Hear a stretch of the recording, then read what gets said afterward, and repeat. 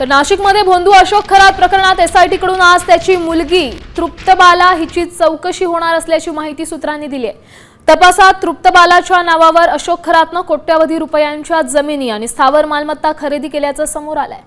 आर्थिक गैरव्यवहार आणि मालमत्ता व्यवहारांच्या तपासासाठी ही चौकशी केली जाणार आहे। तसंच लवकरच खरातच्या दुसऱ्या मुलीची ही चौकशी होण्याची शक्यता वर्तवली जाते।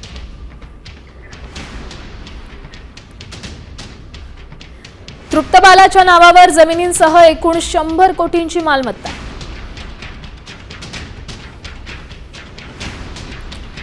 गवळणे पाथर्डी रोड जवळ मोक्याचे प्लॉट खरेदी करण्यात आले। खरातच्या कंपन्यांमध्ये भागीदारीचाही संशय आहे। तृप्तबालाच्या बँक खात्यातून कोट्यवधींचा व्यवहार करण्यात आलाय। दुसरी मुलगी सृष्टीच्या नावावरही प्लॉट खरेदी केल्याचा संशय आहे। सृष्टी आणि तिच्या पतीची एसआयटी चौकशी होणार आहे।